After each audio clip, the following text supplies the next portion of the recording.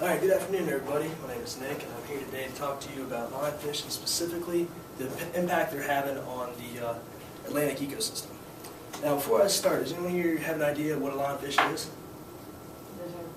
It is a type of fish, very astute. Well basically, you've probably seen them before in a lot of aquariums. They're very frilly, kind of decorative looking fish, so they've gotten a lot of success in aquariums across the world. But they're actually from, they're native to the Indo-Pacific area, so around the Philippines and off of the Indian Ocean. Also, it's important to know that they're highly invasive, and I'll go into some of that a little bit later, and very, very, very efficient predators. Just rises a lot of the causes that they have damaging us. Alright. Nope. Alright, so why are they a problem? One thing is that they're a major threat to the endemic species.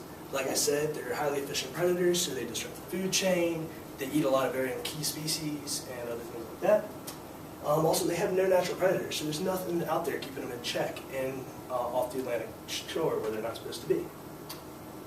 They have a high rate of reproduction, so that they spread very rapidly, and it's hard for us to artificially keep up with that expanding ecosystem.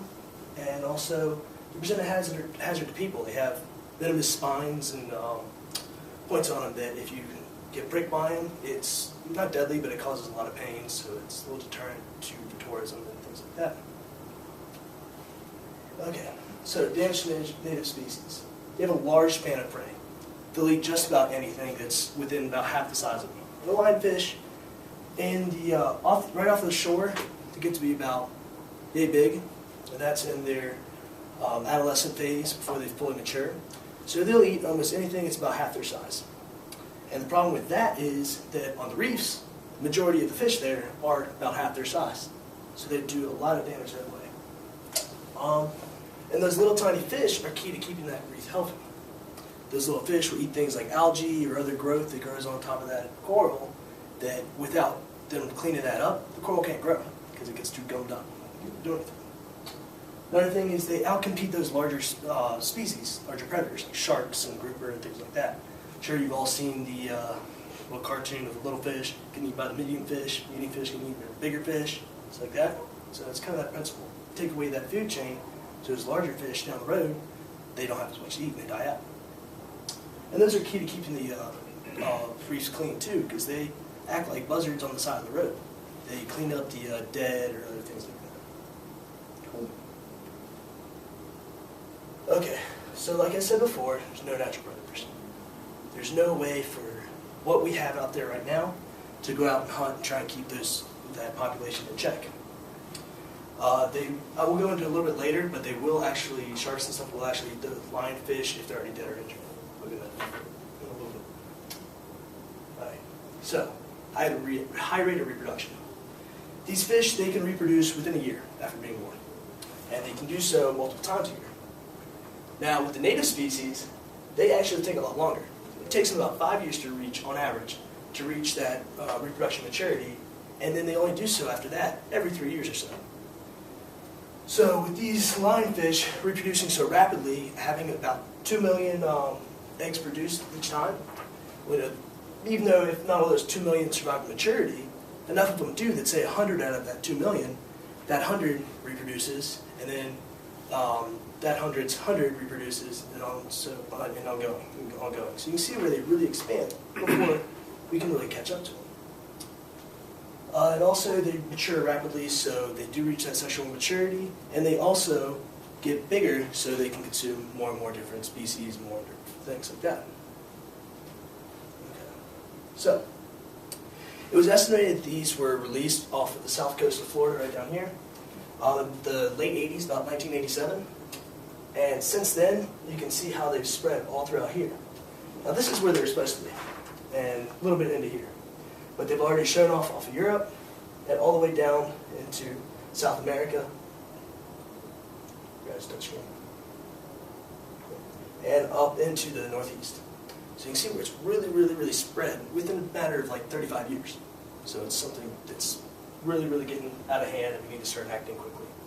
So with that, what can we do? Well, one thing that is very enjoyable and that's good for the economy And just fun is to hunt or fish with them. The way they usually do that is spearfishing. So if you scuba dive or snorkel, you can go with a variety of different tools, different spears, anything like that. And you can actually go hunt as many as you want. They're trying to get rid of them. There's no season. It's all open game, anything you want to do. Now, like I said, it boosts the economy because tourism, people come down there and enjoy that. And it also helps the ecosystem because you're getting rid of this invasive predator. Another thing is they're extremely delicious. They're very good. That's the one good thing about them. You can see the fish tacos up there, one of my personal favorite foods. I don't know if any of y'all are big into fish, but it's a very sweet and flaky, good fish to eat. So we eat those. We take pressure off of native species, other game species that are being fished down there, so they get a chance to repopulate. So there's more of them later on. And we have the chance to enjoy a delicious meal, any kind of way. I actually had it where they served the whole fish, still frills and all. They like fried the whole thing. Looked creepy as all get out, but it was good. I'll tell you that much. The big thing is inform others. It's hard to fix a problem that no one knows about.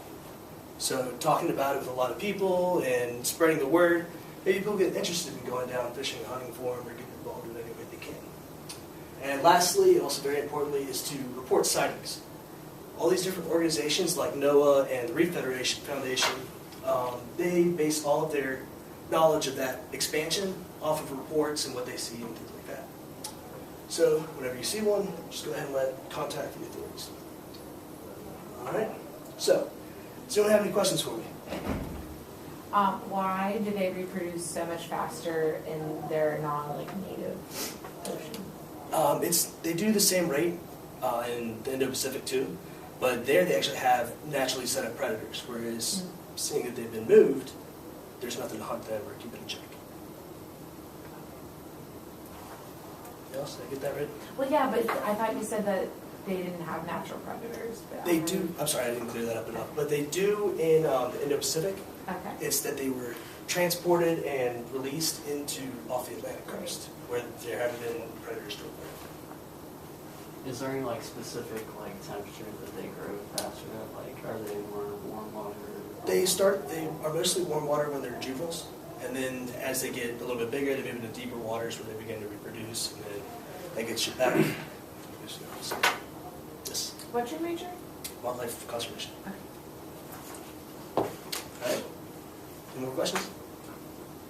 Where can we get this fish here? Where can we get this fish here? Yeah, try it. I need to look that up because I don't really know. You think maybe you can order it? I wouldn't be surprised if there's a way to order it. It's becoming a growing market because people are they're trying to get this shipped in there and people can start getting rid of it faster. So yeah, I'm sure there's got to be a way. Okay. So have you hunted them and everything since you like scuba diving? Yes, it's a lot of fun. They don't have any limit on how you can do it, any way you can get rid of them. So go down, it's kind of like a little trident on a rubber band, and you just go down and you just pull it back and let go and it spears them. Cool. And you can do it on snorkeling or just swimming any way you want to do it. Just scuba swim. Do you fish here any? Yeah, a little bit. Okay. Yep. I need you to show me where the spots are. I got 3 Definitely. rods in my house. I got to get Yeah. fixed and situated. Yeah, there's good muskie, smallmouth, catfish. I got some small ones too, like Yeah. the rods like this. Okay, I cool. got 2 of those and I got one Much more. lights. Yeah, definitely. Hey, man.